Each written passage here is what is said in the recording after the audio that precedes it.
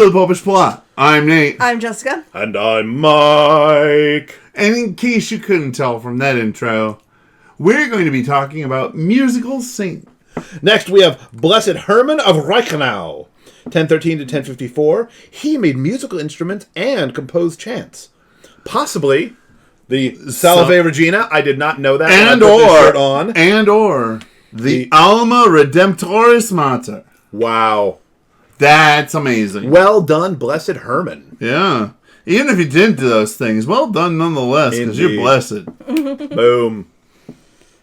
Next, Blessed Hyacinth-Marie Cormier, 1832 to 1916, known for his singing voice, as well as playing the flageolet, the organ, and the ophicleide. Those are all instruments, apparently. I don't know those instruments. And for surviving well into adulthood with a name like Hyacinth. That could be a religious name. It could be, but nonetheless. Hyacinth-Marie. According to composer Franz Liszt, he was a master of the art of the organ. Wow. Well, again, being named Hyacinth, he didn't have any friends, so we just practiced and practiced and practiced. Sorry, Blessed Hyacinth-Marie. I mean, I'm just... Go ahead. St. John Wang Rui, 1885 to 1900. This is another brief stint. Teenager. Yep. Toured, but in those brief 15 years, toured Europe singing before being martyred and returning home to China. They were martyred after they returned home from China. Yeah. So after returning home to China and being martyred, not the other way around. Yeah, because 1900, that's the Boxer Rebellion. Because, well, that, and typically if you're martyred and then your remains are sent back home, they don't refer to that as being martyred and going home. No. We call that the translation. Venerable Maria Orsola Bussone. Which is one of those ones where I feel like someone needs to comment that they want to have more on her, because I had to double check my sources, because I'm like, this is just an insane story. Related to the music. Also, another... Are you saying, Jess, you want us to do a behind the music about her? Also... It would work. Another crazy young one. 16 years. Mm-hmm. Born 1954 and died 1970. Known for her guitar playing and singing, and dying by being electrocuted while blow-drying her hair to get ready for Mass. See, it's very much a Spinal Tap behind the music type thing here. Yeah. Did she play drums for Spinal Tap? That is an open question. It's crazy the amount of electricity that used to, and still in some cases does, go through a hairdryer. Well, I mean, a hairdryer is a deeply unnatural thing. I mean, I'm just they saying, have the safeties now so that it shorts out quick, but yeah. Even still, it's only plugged into a 110 outlet. It's crazy how much power goes through these things. All right, behind the music coming to you soon. Blessed Natalia Tulasiewicz, 1906 to 1945, was a violinist as well as a poet, teacher, a member of the Polish underground state, and one of the 2 laywomen beatified among the 108 martyrs of World War II. Also, I'd like to say that for our Behind the Music episode, I think we need to go and get permission from VH1 so we can use the intro. The Behind the Music intro was really kind of iconic. It was an integral part, yeah. And finally... Nope. There's a second page. Oh, there's a second page. Oh my goodness, there's so much here. We're probably gonna have multiple episodes. Well, yes, because we went off discussing about angels. No. That's a whole bonus episode. You can edit it out. It's discreet. Next up is Blessed Rafal Chylinski. Born 1694, died 1741. A soldier turned priest who played the harp, lute, and mandolin. So, fan of the stringed instruments there for you, in case you need in case you are learning a stringed instrument and need a little saintly intervention. That's what I'll call it. Our second consecutive Rafael, or in Polish, Rafael, Saint Rafael Guizar u Valencia, 1878 to 1938, was a bishop who played the accordion, all joy, and in his earlier life composed music, directed a choir, and led a band called Los Gallos Místicos, the Mystical Roosters. Oh, I dig that. See? See, Los Gallos Místicos. another one for behind the music. If you can find enough detail. There's no extravagant death, so.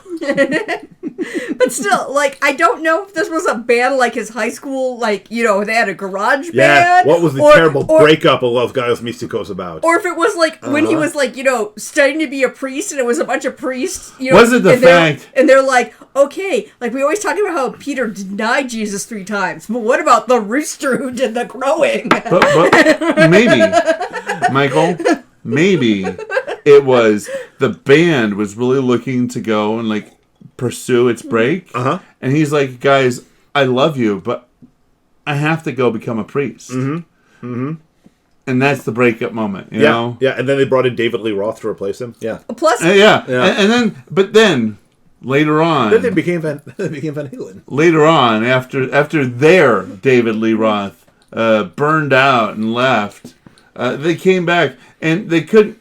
He was now in a committed lifestyle. He couldn't just go and be the rock star, but The bishop. But they could go and play one final concert.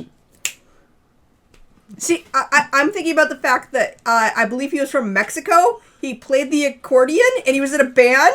I'm thinking it's Surprise Mariachi. Absolutely. Oh, it better be surprising. Los Gallos Místicos. Can you imagine like some pictures like you went and went to this thing and this band was there, and then like your kid's like, isn't it the bishop on the accordion? Now that is what I call effective evangelization. Jess, you can pronounce all the words in this next one. All right, next we have Blessed Solanus Casey, who was known for playing the violin, but more importantly for playing it badly. So badly. Oh, Bernie. Like when doing a thing about a saint, and they're like, no, what are you doing, bro? He was really bad at it. You know, it's got to be bad. Yeah, no, this isn't the glowing. We made everything sunshine and it's like. No, as was pointed out earlier, this is like Sherlock Holmes bad. Just really rancid at playing the violin. But think how penitential that was for all of his Capuchin brothers. Maybe that's why they put him at the door. They're like, if we let him at the door with the violin, no one's going to knock The us. street noise will block it out.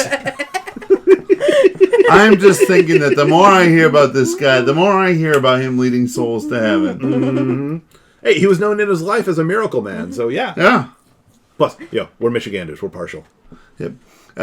Saint Tutilo of St. Gall, I love it when a saint has another saint's name in their name. who has lived from 1850 to 915. 850? Sorry, 850, not 18. Yep. 850. He went backwards. He went backwards, but he lived like 700 years backwards. The info we have on his life really implies that there's an extra 1,000 on there, because this is not stuff I think about from someone living in the 850s. 850 to 915, he played the trumpet and the harp and sang, composed music, as well as being known as a skilled poet, painter, sculptor, and boxer. Well, again, we know the harp from the ancient Greeks. Yeah. I'm assuming the trumpet is some simpler horn than the valved trumpet we know. Yeah, but totally works. But see, I still find it to be rather amazing because these are instruments in completely different realms of use. Right? He was that good. It's not like the guy. It's not like the person who could it play was like all strings. Sure. It's not like the person who could play the harp, guitar, and lute. They were all strings. They were just playing them slightly differently. But a trumpet and a harp, yeah. And painting, and sculpting, and boxing. Love it. Pugilist. Think about the discipline in his religious life. That's the thing we need to hear more about. Pugilistic saints. All right, Nate, your job is to find one. No. Your job. Their job is to find us pugilistic saints. Go down below and leave one in the comments. And our final musical saint for this episode, Saint Venantius Fortunatus, 535 to 605, was a traveling bard before becoming a priest and then a bishop. He wrote some of the first known Marian poems and also composed songs. Yes, I thought I'd end on here because he's all good. He's dual classing. He's both a bard and a cleric. Yep. So, those are some musical saints. Remember, when you are in church, sing for the love of God. Literally, for the love of God, sing. Unless you're in the back room, because I need to be a half a second faster than the slides, or you won't know what to sing. That's different. Jess is working. If you're just the sound guy's like, I can't get over you. If you're just a normal pew potato, sing. Comment below with some metal saints for Nate and some other good stuff.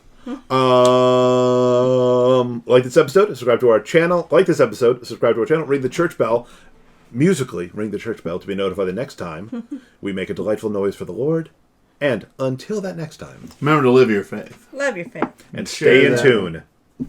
Okay, yeah, stay in tune.